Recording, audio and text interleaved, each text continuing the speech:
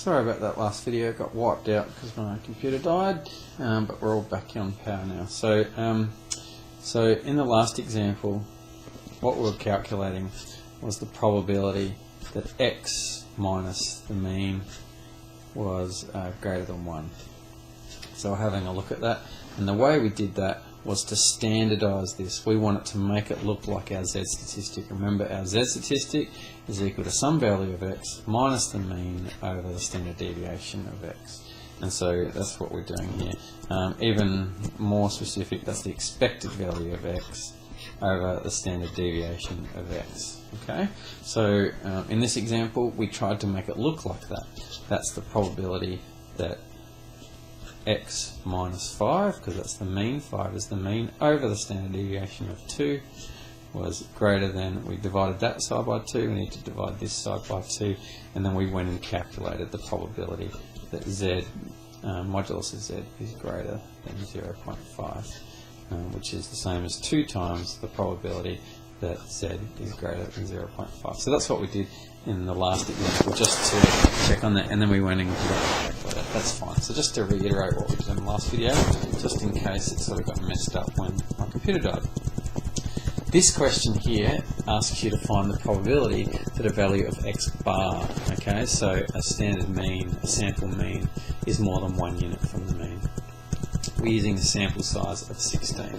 So in this question, what we're looking for is the distance of x bar to 5 is greater than 1. Okay, so this is part B from before, where we had a mu of 5 and a standard deviation of 2. So this is what we're looking at here. Now, again, we want to standardise it because we can't find probabilities if we don't standardise it. So that's equal to the probability. Let's make it look like something we recognise. X bar minus 5, but I'll put the modulus in, but we want to divide by the standard deviation. I'll just write this here. Standard deviation of x bar down here. And so we need to find the standard deviation of x bar. In specific, what is the standard deviation of x bar? Remember, the standard deviation at the sample mean is sigma over root n. Sigma from the last example was 2 over root n, so that's root 16. We've still got this 1 over here that we haven't done anything, so we need to do the same thing on this side. We've divided this side by 2 on root 16, we need to do the same on this side, 2 on root 16. And then we haven't changed this inequality any, so there we go. So there we go, we've standardised this. That's equal to the probability that the modulus of z, that's the modulus of z, we've got the modulus wrapped around it, z is greater than 1 divided, now 2 divided by 4, so that's half, 1 divided by half is 2. So that's as simple as that. Go to your calculator, and I'll just quickly write this in, that because it's a modulus, that's 2 times the probability that z is greater than 2. And we'll go to the calculator, and we'll go to menu, probability, distributions, normal CDF. I'm just going to go negative infinity to negative 2, it will give me the same result, and then I'll multiply by 2.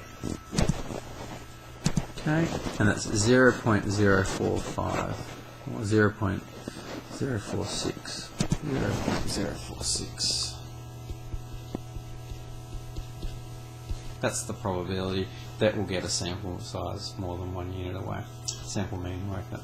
So what we did here is we had an x bar or an x minus the mu, and we wanted to solve a probability. To be able to solve a probability, we needed to standardise it. To standardise it, we divide by its standard deviation, and that is your z statistic. So that's how we're using these to solve there.